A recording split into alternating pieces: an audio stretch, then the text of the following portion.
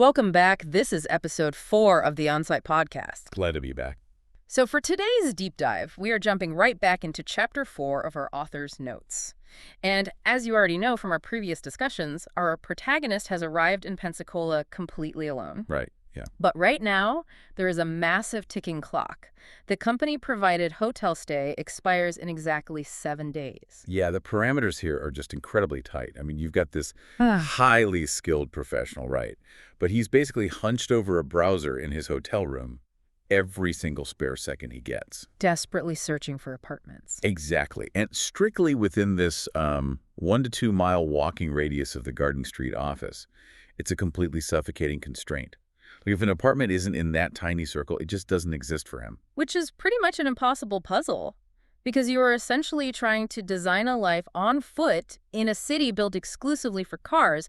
Every search result that pops up even slightly outside that radius might as well be on the moon. Right, yeah, it's just not an option. But so, just when the math seems totally unsolvable, this unexpected lifeline pops up. And it happens during, well, the most mundane situation ever. A routine drive back to the hotel. Exactly. He's in the car with the client, Larry, and they're just, making small talk about weekend plans, and the truth about the expiring hotel room just slips out. And Larry's reaction here is really interesting. He takes one look at this young consultant, stranded, no transportation, and he just decides to intervene. He really steps over those standard client-vendor boundaries. He totally does. Yep. Larry actually contacts the manager back in India, and it's just like, hey, I will cover the cost to extend the hotel stay for a full month under the project budget. Which, wait, let's pause on that, because budgets are usually fiercely guarded, especially with offshore vendors. Why does Larry take on that administrative headache for a guy he just met? Well, I mean, we shouldn't make Larry out to be some, mythical hero. He didn't solve world peace or anything. But we absolutely have to recognize this as just a really solid, grounded human gesture. By extending the stay, Larry buys him the most precious commodity you can have when you're drowning in a new place. Time. Yeah, time to just breathe. But obviously, a hotel extension doesn't solve the actual long-term housing issue. No, not at all. And Larry knows that. So he plays diplomat. He approaches this young, newlywed colleague at the office, Mickey, and Larry pitches this idea of a paying guest arrangement. Which is so smart, because Larry points out, with this kind of classic Southern thoughtfulness, that the extra rent would really help with Mickey's household bills. Framing it as a mutual benefit, not charity. Exactly. It removes all the awkwardness and solves a huge problem for both of them at once. But getting a roof over your head is, just logistics. Surviving the day-to-day unspoken rules of a foreign office, that requires a cultural translator. Oh, absolutely. Which is exactly what Mickey becomes. And the anchor they find to connect over is just wonderfully specific. I love this part. It's a shared love for the TV show Seinfeld. Of all things, right, Seinfeld. I mean, they hit it off instantly over this. Suddenly, every mundane corporate event in the bullpen is being filtered through some mutual Seinfeld joke.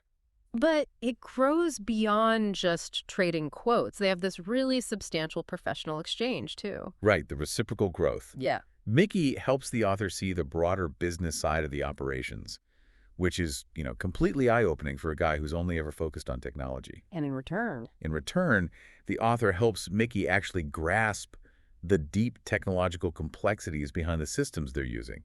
They're pulling each other out of their comfort zones. Yeah.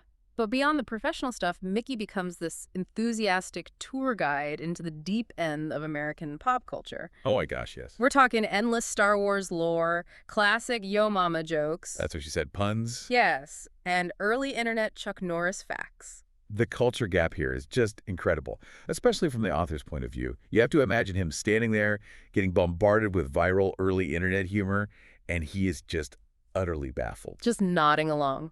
Right. He's forcing this polite professional smile, but his internal monologue is racing. He's literally thinking, why are we talking about someone's mother? What does Chuck Norris have to do with this code? It's so funny because, if you don't get the banter, you're totally isolated from the social fabric of the office. Totally. But Mickey patiently breaks down the syntax of the jokes, and the protagonist actually starts to catch on. The chemistry is great, but there's a catch. Mickey's wife. Right. Sarah has the absolute final say on the living arrangement. They need to pass the chemistry test dinner. And the stakes for this dinner are huge. It's an informal living arrangement interview, masked as a casual night out. He knows if he blows it, he's back to square one with that ticking clock. So they go to this well-known, bustling Italian spot near Cordova Mall, the Tuscan Oven. Oh, boy. Yeah, keep in mind, this is his very first formal, sit-down Italian restaurant experience ever.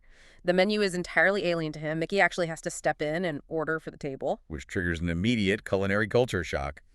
Food panic number one. The salad. The salad. Mickey and Sarah order one to share. Now, back in India, a salad for him meant crisp, sliced cucumbers, tomatoes, onions, maybe carrots. Right. But the waiter drops off this massive bowl of leafy greens. The author's reaction here is just gold. It's so genuine. He's staring at this giant bowl of lettuce, totally bewildered, thinking, what kind of food is this? It looks like cows grazing. Cows grazing, so he politely passes on the leaves. But food panic number 2 is so much worse. Oh, the appetizer. Yeah, Sarah's appetizer arrives. It's these crispy golden fried rings.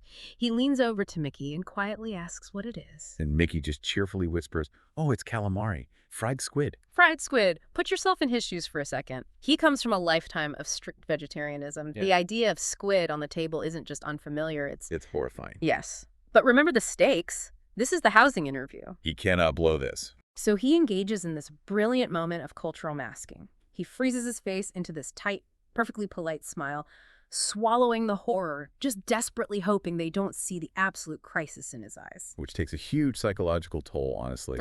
Actively suppressing your core reactions just to survive socially. He's silently panicking but keeping it entirely together just to get a roof over his head. Thankfully, the main course brings a total revelation. They share a large margarita pizza. Right. Because up until now, his definition of pizza was, thick, heavy, Indianized versions loaded with local Amol cheese. But the Tuscan Oven brings out a true Neapolitan-style pie.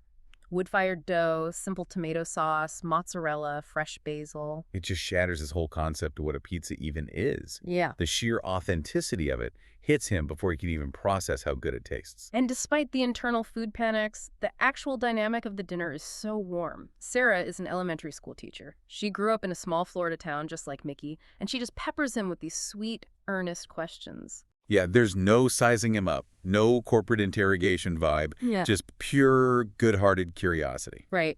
What's life like back home? Why Pensacola? All that uncertainty just melts away. Yeah. And the next morning, Mickey walks into the office grinning and announces that Sarah enthusiastically approved. So what Sarah did there was remove that intense social pressure of assimilation. But that raises a really fascinating problem for our deep dive today.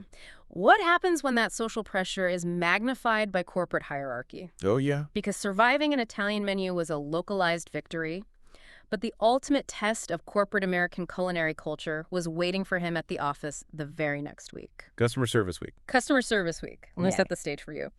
The office brings out this daily parade of whimsical American knickknacks. Monday, there's a mood ring on the desk. Tuesday, a small plush toy. It's very early 2000s corporate. Yeah. Exactly. And it all culminates on Friday with a massive corporate luncheon. And the executive leadership team personally serves food to the staff as this gesture of humility. So, long before noon, they wheel this massive industrial black smoker into the parking lot. Thick, sweet hickory smoke is just drifting through the whole building. And just imagine the clash of sensory expectations here. For the local team, that smell is American BBQ heaven, right? It's the ultimate comfort. But for the author? For him, it is a completely foreign olfactory landscape. It's totally alien territory. So he gets in the serving line. Classic Southern spread. Smoked meat, mashed potatoes, green beans, cornbread, apple pie. Because Larry helped him on day one, most of the leadership knows he's a strict vegetarian. Yeah. So they smile warmly as he skips the meat. Larry gives him a big scoop of mashed potatoes. Jan serves the green beans. Someone tosses on a golden square of cornbread. It's a meager, carb-heavy plate, but he's deeply grateful they're accommodating him. Until he looks down. Right. He steps out of line, looks at his plate, and spots these tiny crimson bits scattered all through the green beans. Wanting to be absolutely sure, he politely walks back to Jan and asks what the red pieces are. And Jan just casually smiles and says, oh, that's just bacon. You can just take those bits right out. Just take those bits right out. I mean, this perfectly illustrates the massive disconnect in how different cultures view the exact same ingredient. To Jan, bacon isn't really meat in the traditional sense. It's a condiment. Exactly. It's just a seasoning. The idea that you could just pick the solid pieces out is completely logical to her. But wait, I have to ask a critical question here. He's a highly skilled technical consultant. Right. Why couldn't he just, politely explain the reality of cross-contamination to Jan? Because of the intense power dynamics. He's an offshore worker on an international assignment. He knows he can't explain the physical and spiritual reality of cross-contamination to a client executive without looking difficult. Or ungrateful. Right, or dramatic. To him, coming from strict Indian vegetarianism, that boundary isn't just a preference, it is absolute. Once meat touches the food is no longer vegetarian, period. And we have to talk about the physical reality of the plate itself. Oh, the cross-contamination is a physical disaster at this point. Yeah. The hot, greasy juices from those bacon-infused green beans have already percolated across the plastic plate. They've bled directly into Larry's mashed potatoes. Oh, no. They've soaked right up into the porous bottom of the cornbread. That entire plate is actively marinating in a bacon broth. A bacon broth. Wow. So the paralyzing social pressure kicks in, and he takes the only way out available. He walks to the edge of the room, finds a heavy trash can, and secretly dumps the entire potatoes, green beans, cornbread straight into the garbage. The visual of this is just tragically funny. You can picture him quietly walking over to the dessert table, grabbing a single isolated slice of apple pie, and retreating to his desk. Just eating that sugary, solitary meal all alone under the hum of the contact center lights. While everyone else is out there in BBQ heaven. Exactly. But, while he's navigating these daily culinary minefields, he is simultaneously figuring out how to navigate his professional counterpart, Bill. Right, his coworker. Initially, there was some quiet ice between their mirrored cubicles.